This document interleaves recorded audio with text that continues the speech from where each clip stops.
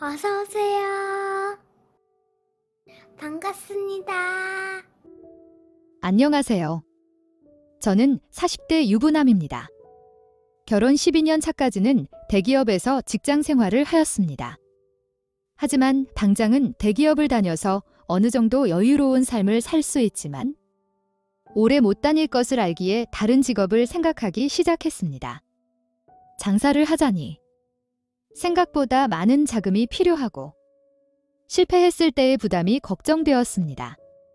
많은 직업을 고민해보다가 부자가 되려면 부자들이 많은 곳에서 버텨보자는 생각에 주식 전업 투자자를 준비하기 시작했습니다.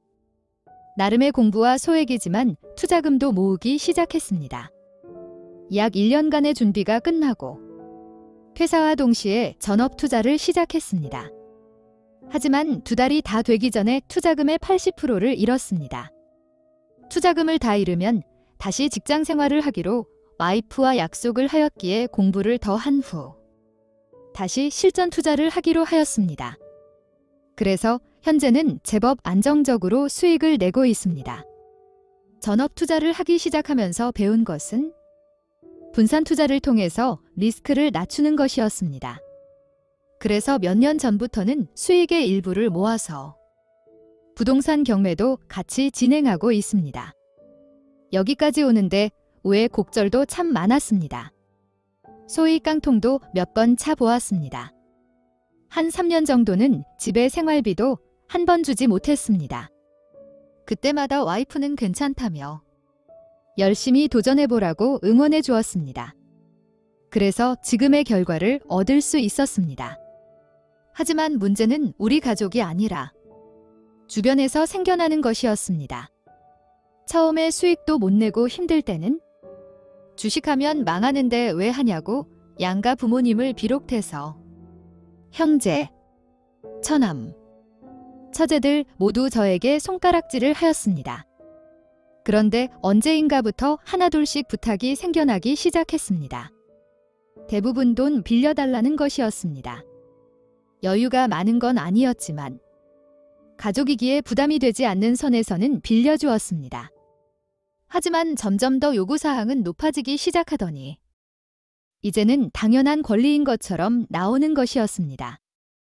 예를 들어 처제가 고깃집을 오픈할 때 돈이 조금 부족하다고 하여서 빌려주었습니다. 그런데 오픈한 지 얼마 안 돼서 인사사고도 나고 경제가 위축되다 보니 첫 달에만 이득이 나고 현재까지 매달 적자를 내고 있습니다. 직원들 월급이 밀렸다며 몇 번 더 돈을 빌려주었습니다. 얼마 전부터는 형부는 먹고 살만하면서 처제인 자기는 죽을 것 같은데 알아서 도와주지도 않는다며 욕을 하는 것이었습니다. 거기에 장모님까지 가세해서 매일 전화하시면서 눈치껏 안 도와준다는 것이었습니다. 또 친동생은 회사 생활을 열심히 해도 조금밖에 못 번다며 저한테 주식을 배워서 주식이나 해야겠다는 것이었습니다. 그렇게 쉽게 생각하고 아무런 준비 없이 실패했을 경우에 차선책조차 생각하지 않은 채 주식하는 것은 너무 무모하다고 안 된다고 하였습니다. 혼자만 잘 먹고 잘 살려고 안 가르쳐 준다고 불만이 한가득입니다. 알아듣게 여러 번 설명을 해주었지만 그저 안 가르쳐 주고 안 도와준다는 것에 섭섭해합니다. 저도 와이프도 하루가 멀다 하고 맨날 이런 걸로 시달리다 보니 지치고 짜증이 났습니다. 한 번은 처갓집 가족 모임이 있어서 다 같이 모였습니다. 장모님께서 하실 말씀이 있다고 딸들과 사위들을 불렸습니다. 막내 처남이 장가를 갔는데 능력이 변변치 못하니 딸들이 각자 여유되는 만큼 모아서 막내 처남 생활비를 주었으면 좋겠다는 것이었습니다. 그러면서 생활비가 그래도 한 500만 원 돼야 하니까 각 집별로 분배를 해서 이 정도씩을 매달 처남한테 생활비를 붙이라는 것이었습니다. 그런데 저희는 여유가 있을 테니 350만 원 붙이라는 것이었습니다. 저희 집 생활비도 250만 원 이하로 맞춰서 쓰는데 처남 생활비로 350만 원 보내라는 것은 말이 안 된다고 와이프가 말을 하였습니다. 그러자 사위가 눈치를 줘서 자기 딸이 변했다며 오히려 저한테 자기 딸 그만 괴롭히라고 하시는 것이었습니다. 형제 중에 힘든 사람이 있으면 돕고 사는 게 미덕인데 기본도 안 되어 있는 놈인 줄 몰랐다고 하셨습니다. 매달 꾸준히 주는 게 부담이 되면 가게를 하나 차주면 되지 않냐고 하시더군요. 그 자리에 앉아 있어봤자 욕받이만 될 것 같아서 자리에서 나왔습니다. 돌아오는 차 안에서 와이프가 너무 미안하다며 도대체 가족들은 어떻게 해야 할지 모르겠다고 푸념을 늘어놓았습니다. 그냥 단지 직업을 바꾼 거고 예전보다 소득이 조금 좋아진 것뿐인데 가족들은 수백억이나 벌은 것처럼 생각하고 행동하니 황당할 뿐입니다. 여전히 기존 집에서 살고 있고 대출도 매달 꾸준히 갚는 그냥 평범한 가정입니다. 예전 대비 집도 좋아지고 차도 좋아지고 지출도 많아져서 가족들이 오해를 하고 저렇게 행동한다면 이해가 되겠습니다. 하지만 전부 다 그대로입니다. 다만 주식 전업 투자로 어느 정도 자리를 잡으면서 주식 수익금 등을 모아서 부동산 경매 투자금을 만들어서 도전 중인 겁니다.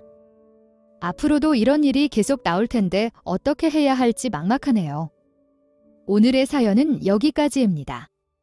구독과 좋아요, 알림 설정 부탁드립니다. 긴 글을 읽어주셔서 감사합니다. 다음 사연을 시작하겠습니다. 안녕하세요. 임신한 지 6개월 된 여자입니다.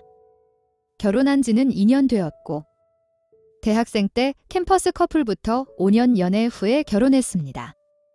저는 곧 출산 예정일이 다가와서 현재 회사를 휴직 중이고요. 남편은 평범한 회사에 다니는 직장인입니다.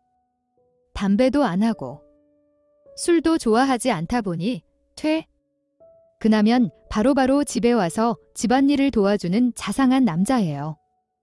남편은 매주 토요일 아침마다 자동차 동호회 세차 모임을 나가긴 하지만 연애할 때부터 워낙 자동차를 좋아했고 결혼하면서 산처차이기에 애지중지하는 그 마음이 이해가 되었어요. 아침 8시쯤 나가서 점심때쯤 되면 돌아오는 편이니 일주일에 몇 시간 자기만의 취미 생활을 갖는 시간이기에 방해하고 싶지 않았어요. 회사에서 일하는 중에도 짬짬이 전화와 카톡을 보내주고 임신을 알게 된 이후 매일 자기 전에 뱃속의 깜찍이와 이야기를 나누고 자는 그런 남편이거든요. 토요일이 밝았지만 비가 많이 오는 아침이었어요. 보통은 비가 많이 오면 세차 모임을 안 나가곤 했습니다. 그런데 그날은 무언가 더 부산스러웠고 먼저 실내 세차장에서 세차 모임을 하기로 했다며 서둘러 아침에 나갔습니다. 조금은 이상하다고 느끼긴 했지만 항상 가던 세차 모임이고 취미 활동이기에 크게 신경 쓰지 않고 소파에 앉았습니다. 허둥지둥 나가던 남편.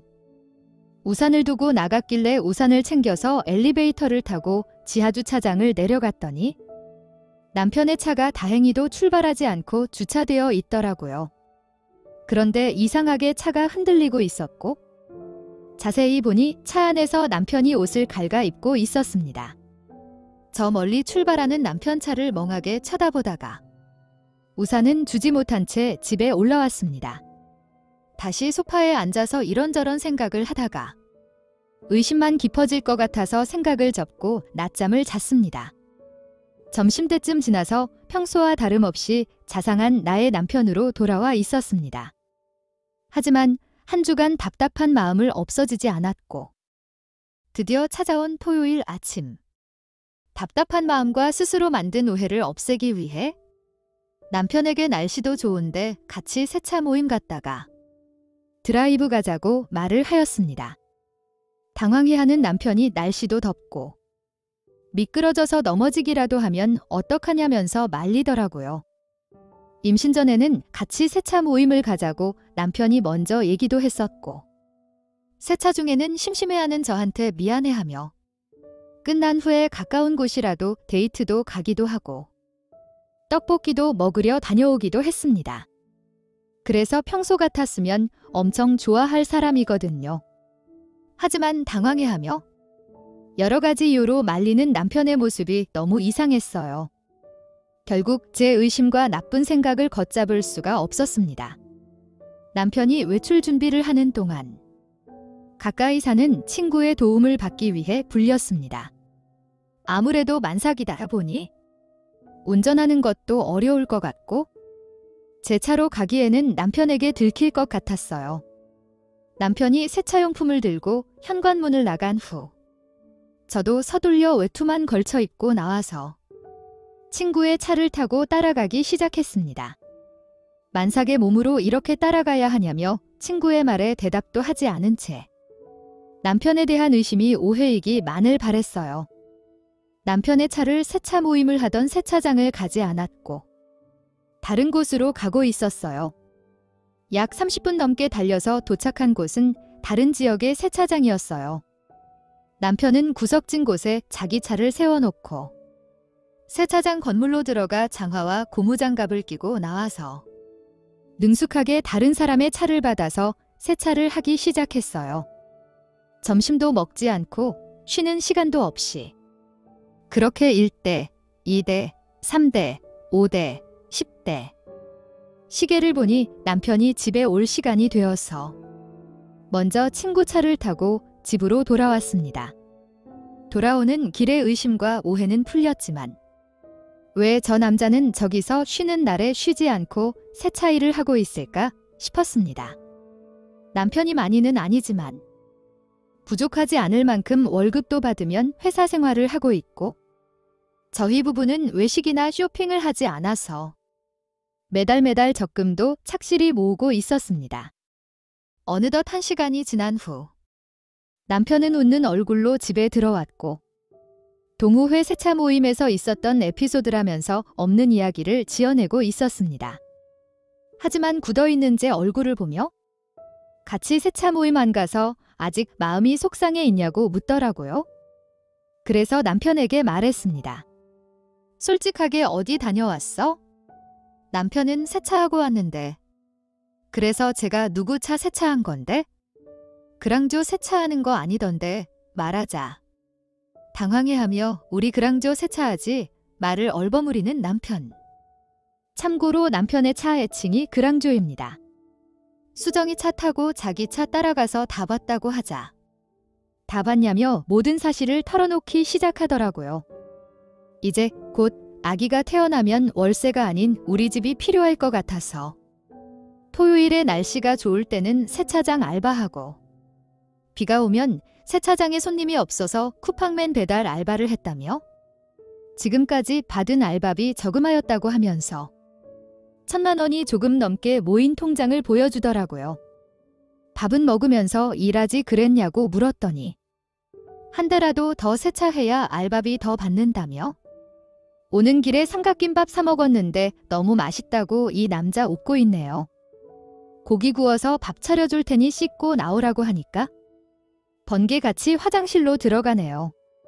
밥상을 준비하면서 의심했던 저의 모습이 창피하기도 하고 남편에게 너무 미안하더라고요. 나중에 저희 아이가 크고 우리 집에 생기는 날에 오늘 일을 얘기해주면서 아빠가 이렇게 고생했다며? 멋진 아빠라고 이야기해 주어야겠어요? 오늘의 사연은 여기까지입니다. 구독과 좋아요, 알림 설정 부탁드립니다. 긴 글을 읽어주셔서 감사합니다. 구독과 좋아요 꾹꾹 눌러주세요.